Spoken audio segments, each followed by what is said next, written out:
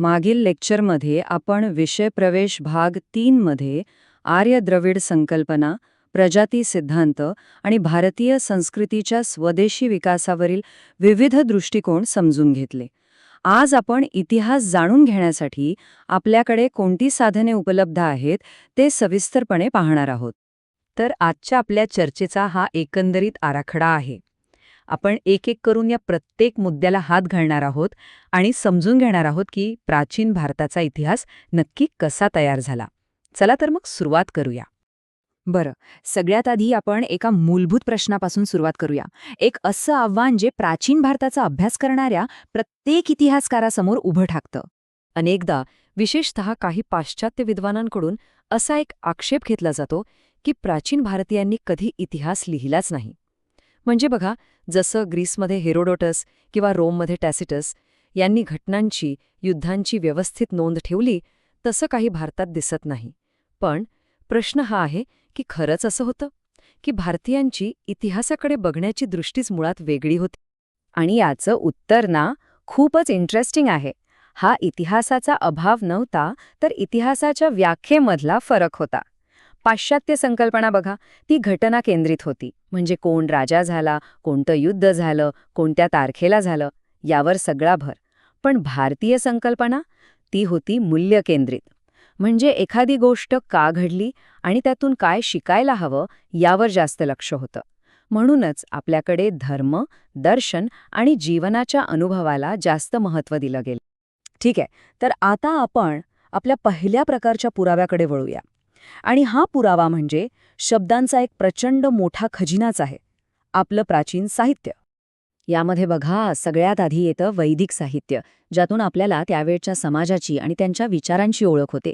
मग येतात रामायण आणि महाकाव्यासारखी महाकाव्य, ज्यातून आपल्याला त्या काळातील आदर्श, संघर्ष या सगळ्या गोष्टी कळतात. पुराणांमधनं आपल्याला काही ठिकाणी राजवंशांच्या नोंदी मिळतात. आणि हो, बौद्ध आणि जैन साहित्याला विसरून चालणार नाही. त्यातून तर तत्कालीन सामाजिक आणि धार्मिक जीवनाचं एक अगदी सविस्तर चित्र आपल्या डोळ्यासमोर उभं राहतं. पण एक गोष्ट इथे लक्षात ठेवायलाच हवी, या सगळ्या ग्रंथांचा मुख्य हेतू काही इतिहास लिहिणं नव्हतं बरं का. त्यांचा उद्देश होता धर्म, संस्कृती आणि मूल्यांचं जतन करणं. म्हणूनच आपल्याला एखाद्या डिटेक्टिव्हसारखं काम करावं लागतं. या सगळ्या माहितीमधून जो इतिहासाचा भाग आहे तो अत्यंत काळजीपूर्वक वेगळा काढावा लागतो. चला, आता एका वेगळ्या दृष्टिकोनातून पुरावा पाहूया. आतापर्यंत आपण पाहिलं की भारतीय काय लिहित होते. आता पाहूया की जे बाहेरून आले होते त्या परकीय प्रवाशांनी भारताविषयी काय लिहून ठेवलंय. उदाहरणार्थ, मौर्य काळात आलेला ग्रीक राजदूत मेगास्थनीस किंवा गुप्त काळात आलेला चीनी प्रवासी फाहियन आणि मग हर्षवर्धनच्या काळात आलेला युआन श्वांग. खरं तर यांची जी प्रवासवर्णनं आहेत ना, ती म्हणजे त्या काळाचे जिवंत साक्षीदार आहेत. त्याने जे काय पाहिलं, अनुभवलं ते सगळं लिहून ठेवलं. आणि यामुळे आपल्याला एक बाहेरच्या व्यक्तीचा, एक तटस्थ दृष्टिकोन मिळतो. आणि या वर्णनांचं महत्त्व काय आहे माहितीये? कारण अनेकदा बाहेरची व्यक्ती अशा काही गोष्टी नोटीस करते ज्या स्थानिक लोकांना अगदी रोजच्या वाटतात, इतक्या सामान्य की त्या लिहून ठेवण्यासारख्या आहेत असं त्यांना वाटतच नाही. म्हणूनच ही परदेशी प्रवाशांची निरीक्षणं आपल्या भारतीय साहित्याला पूरक ठरतात आणि एक वेगळीच महत्त्वाची बाजू दाखवतात. साहित्य बघितलं, परकीय प्रवाशांची मतं बघितली. आता आपण तिसऱ्या प्रकारच्या पुराव्याकडे जाऊया. आणि हा पुरावा सगळ्यात जास्त ठोस, सगळ्यात जास्त वस्तुनिष्ठ मानला जातो. हे असे साक्षीदार आहेत जे स्वतः बोलत नाहीत, पण त्यांच्या अस्तित्वानेच सगळा इतिहास सांगतात. हे आहेत पुरातत्वीय पुरावे. हे म्हणजे इतिहासाचे असे पुरावे आहेत ज्यांना आपण नाकारूच शकत नाही. जसे की शिलालेख, दगडावर कोरलेली अक्षरं जी हजारो वर्ष टिकून राहतात.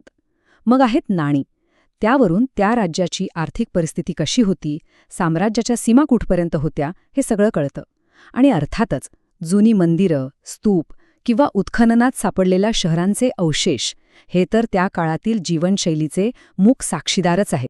आणि यातलाच एक छोटा पण खूप इंटरेस्टिंग भाग म्हणजे नाण्यांचा अभ्यास, ज्याला न्यूमिस्मॅटिक्स असं म्हणतात. एक उदाहरण देतो. समुद्रगुप्ताची सोन्याची नाणी सापडली आहेत, ज्यावर तो वीणा वाजवताना दिसतो. आता ह्या एका छोट्याशा चित्रातून आपल्याला कळतं की तो केवळ एक महान योद्धाच नव्हता, तर त्याला संगीताची आवड होती. बघा, कितीतरी माहिती या नाण्यांमध्ये दडलेली असते. तर मग आता आपल्याकडे हे सगळे पुरावे आहेत. साहित्यिक, परकीय प्रवाशांची वर्णनं आणि पुरातत्वीय. हे सगळे म्हणजे एका मोठ्या पझलचे विखुरलेले तुकडे आहेत. मग प्रश्न असा आहे की इतिहासकार हे सगळे तुकडे एकत्र जोडून इतिहासाचं एक स्पष्ट चित्र तयार करतात तरी कसे? यासाठी एक वैज्ञानिक पद्धत वापरली जाते. सगळ्यात आधी स्टेप 1. प्रत्येक पुराव्याचं स्वतंत्रपणे विश्लेषण केलं जातं.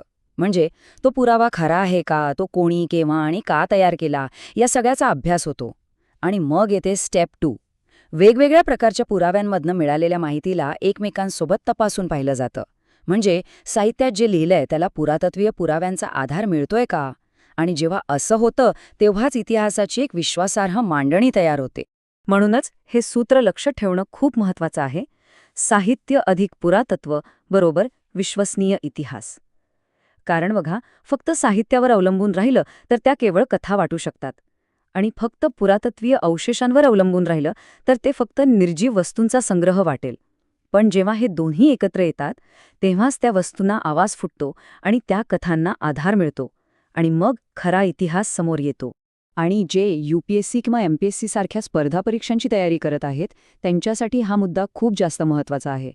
कारण प्रिलिम्समध्ये अनेकदा थेट साधनांवर आधारित प्रश्न येतात आणि मेन्समध्ये जिथे विश्लेषणात्मक उत्तरं लिहायची असतात तिथे इतिहास कसा लिहिला जातो याची समज असणं हे आपल्या उत्तराला एक वेगळीच खोली देतं आणि इतरांपेक्षा वेगळं ठरवतं. चला, तर आजच्या चर्चेच्या शेवटी हा एक अभ्यास प्रश्न. यावर नक्की विचार करा. या प्रश्नाचं योग्य उत्तर काय आहे हे आपण पुढच्या लेक्चरमध्ये पाहू.